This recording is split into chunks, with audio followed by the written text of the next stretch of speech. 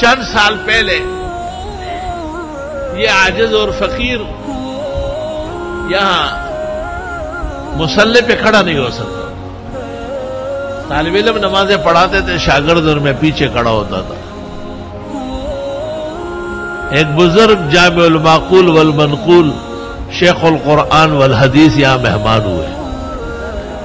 منصور بھائی کو اوپر کمرے میں بلایا کہ مفتی صاحب نماز نہیں پڑھاتے، کیوں؟ کہ اس طرح کا کوئی واقعہ پیش آیا ہے، اس کے بعد نہیں پڑھا. منصور بھائی چلے گئے، مجھے اوپر بلایا اور مجھ سے کچھ سوالات کیے، اور پھر کچھ نام انہوں نے ایک کٹورے پر چاندی کے لکھے اور ایک انگوٹھی میں تار باندھا اور کچھ پڑھا اور وہ چلنے لگی. وہ ایک نام کو ٹچ کرتی تھی. مجھے کہا پڑھو کیا لکھا؟ غدار ابھی تو پڑھا ہے. پھر مجھے انہوں نے وظیفہ دیا کہ آپ یہ صبح و شام پڑھیں 10 دفعہ. اعوذ باللہ من الشیطان الرجیم بسم اللہ الرحمن الرحیم وارادوا به کیدا فجعلناهم الاخسرین لا الہ الا اللہ دارت فاستدارت نارت فاستنارت حول العرش محمد الرسول اللہ صلی اللہ علیہ وعلا آلہ وسلم انت شافی انت کافی فی مہمات الامور انت حسبی انت ربی انت لی نعم الوکیل.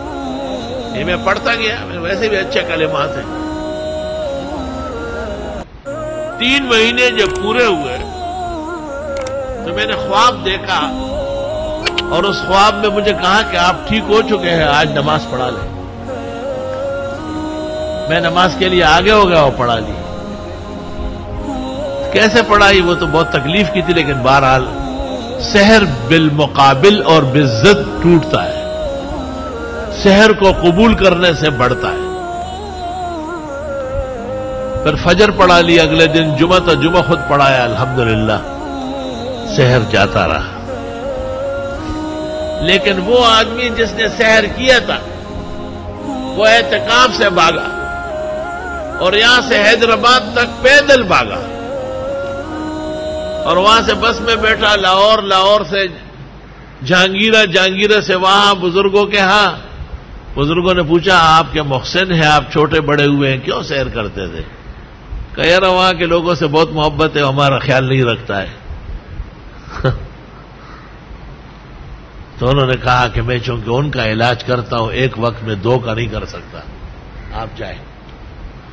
بولے اسے مت ہوئے راغلے ہو یار خیمہ اس غلو لے موت ازدہ کرنا کو مسوش